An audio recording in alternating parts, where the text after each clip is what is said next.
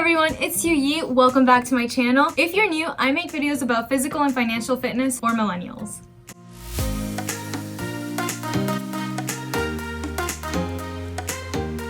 So if you've seen this title, you already know what this video is about. I helped my parents pay off $31,600 of debt, and I helped them out in a non-monetary way. So this all really just started off with me learning more about my own personal finances, figuring out how much I owed, how much I needed to pay off, and what my timeline was. And I have a lot of debt, so I already knew that it would take me a few years to pay off my debt. At one point last October, I asked my mom about, how much debt my parents have because, they have a house. We've done some renovations, but we don't have that much money because there's a reason why I had to take student loans out to go to an expensive private university. I don't think it's much of a surprise that my parents are not millionaires, and they're great people, but I found out very quickly after continuing to ask these financial questions that they're just not very good with money. That's something that I want to be more informed about so that I can kind of break that cycle. And nothing we're getting into here is too crazy or wild. I'm sure there are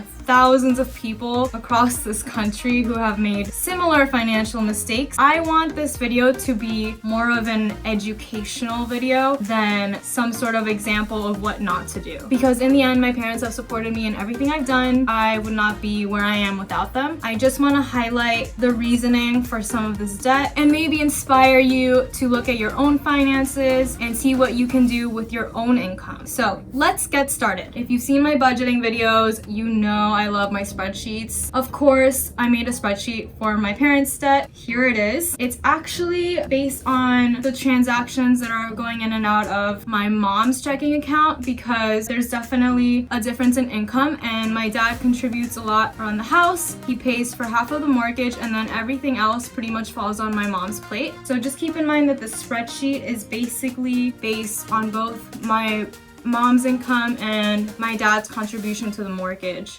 Once I kept asking questions about their finances, my mom listed them all out, and I took a look at her credit report. I took a look at transactions going in and out of her bank account. I guess this seems really intrusive once I think about it, but you know what? I got the okay from them to look at statements and stuff like that. So just from looking at those transactions, I created an every dollar account for that and made a budget for them. And I tried to not be nearly as restrictive as I am on myself, because while my parents wanted to be debt-free, technically, they're not that motivated to do so because they think that that's normal. Like, it's normal to have debt. It's okay to have credit card debt. House debt is good debt, contributing to society by having a mortgage. But no, I want to be weird, so I also want my parents to be weird. I want them to be financially stable. So once my mom enumerated all of the debts they had combined, I guess, it shocked me. I thought that the only debt they had really was the house and like a few $1,000s in renovation, maybe a couple $100s in credit cards. It ended up being over $31,000. It just blew my mind, and I knew that they had to change something, or they had to focus more on getting out of this debt, because it kind of made me uneasy knowing how much debt they had and how much debt I had at that time last October. So I put them on a plan, a budget, looked at their transactions every month. Again, I did not make a budget that was too restrictive because they weren't as motivated as I was. I just needed to make sure that they would follow simple things just so we can chip at this debt little by little. Okay, let's get into the debts I'm talking about. So this all technically started at the beginning of October, but I had the information of how much money my mom was putting into these accounts every month. So that's why September is on this spreadsheet, just for reference. The minimum payment on this Sears card, which actually has a balance because renovations were done on their house, and one of those renovations was the kitchen. So we bought a new fridge and a dishwasher. So that's what was on this card. That renovation happened 7 years ago, and it was still on this card in 2019. That's just a little hint of what credit card interest will do to you. The balance in September was $2,401. The interest looks like it was 20%, and so even after paying $210 in September, the ending balance was still $2,231. And then in October is when I had this budget budget set up. My parents had savings. They didn't go down to the $1,000 emergency fund that Dave recommends. However, I did look at how relatively small this debt was. I just convinced my mom to contribute $1,777 to this debt just to pay it off in that same month. If you've ever paid off a debt, you know it feels amazing to just get rid of it. Like it just feels so good. So in October, that one was gone. Union Plus, this is a credit card. I think my mom just used it for day-to-day expenses like gas, food, etc. It added up to $2,541.97. I'm not sure when this debt started accumulating, but that's what it was in September. She had sent $200 to that card in September, but since that was not the smallest debt in October, I just had her pay the minimum payment, and then once the Sears card was paid off, we attacked this debt in November and December. So these $37 and the $32 here are just residual interest on these credit cards. We just ended up paying it off the next month. So that one was paid off in December. The next card was Amex, which was also used for day-to-day expenses. I asked my mom if maybe she bought furniture with it, that's why it's so high, but she couldn't really remember. You have to keep in mind that these debts have been around for likely years, and I just never thought to ask about it. This card had $3,771.78 in September as a balance. Interest rate on this was 18.8%, and my mom had sent $300 towards this account in September. You can tell that she tried to do the avalanche method, but she was trying to attack all of these debts at once, and she was seeing no progress for years because she wasn't focused on it. Clearly, she had enough disposable income to just pay these debts off, but unless you have a plan, it's really hard to stay focused and figure out what you're gonna do about your money. Now that she had a plan, in October, I asked her to send a minimum payment towards that card. She wasn't very happy with that because it is a high interest credit card and it had the highest balance. You can see that the interest is pretty high month to month. The interest went up in November. Oh, and then somewhere in here, I believe she had to buy something for my aunt and then they paid her back. So that's why it went up like $500 in a month.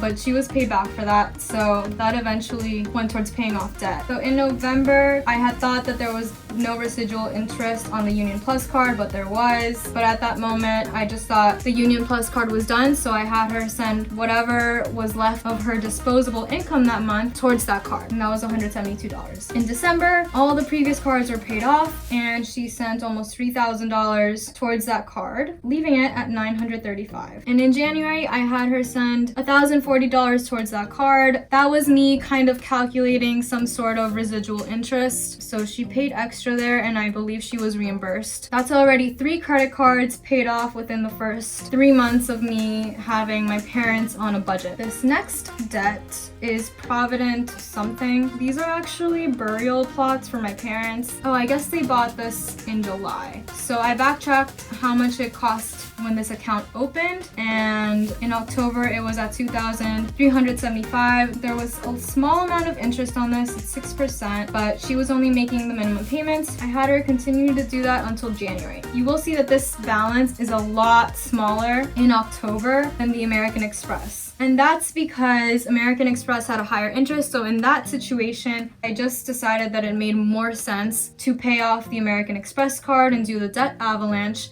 because they would be paid off in relatively the same time period, so it made more sense to save on interest at that point. Providence was then paid off in February. That'll make 4 accounts paid off within 5 months. Next one is AXA Equitable. I believe my mom took out money from her retirement account 8 years ago and used that money as a down payment for the house. I cannot emphasize enough how much you should not do that. And I'm not blaming my mom, but just don't ever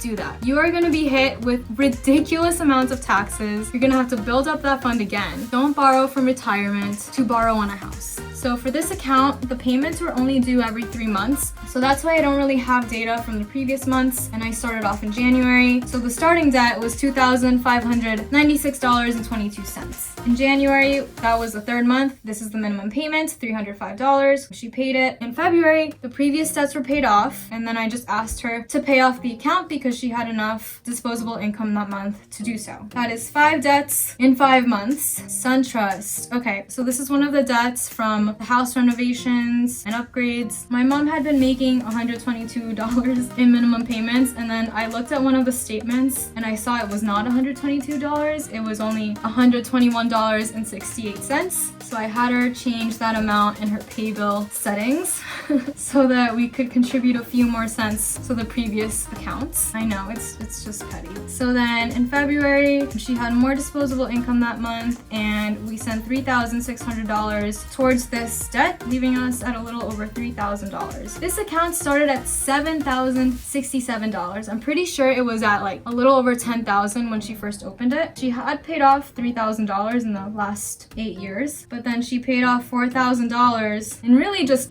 this 1 month. That's the only one that made a difference. Actually, this account could have been paid off in March. However, that's when the pandemic started, so we both decided that it would be smarter to just hold on to any disposable income for now until we're positive that her contract with her school gets renewed, and then we can contribute it to debt. Thankfully, her contract was renewed, and she sent $3,000 towards that account, paying it off. And then Synchrony Bank, that's another renovation. It started out at $10,502. The minimum payment was $188.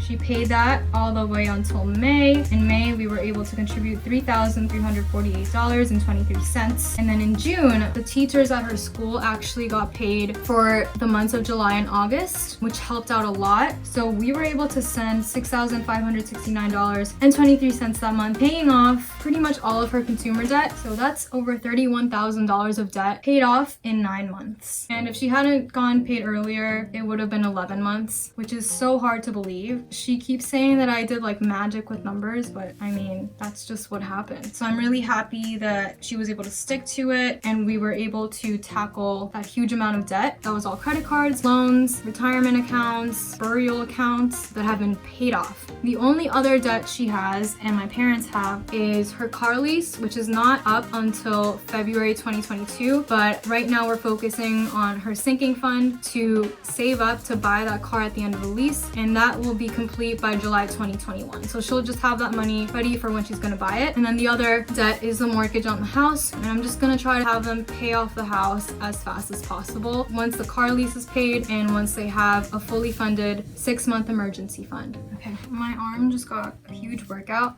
So that was a little bit of my parents' financial journey and how I kind of influenced it. Again, I did not contribute any money to this. That was all them, and it just shows you what you can do once you focus on your finances. I hope you enjoyed this video. Please give it a like, subscribe to my channel for more related content, and to follow me on my own financial journey. Let me know in the comments if you're working on something like this, and if you're comfortable saying this, let me know what kinds of debt you have. Thanks for watching.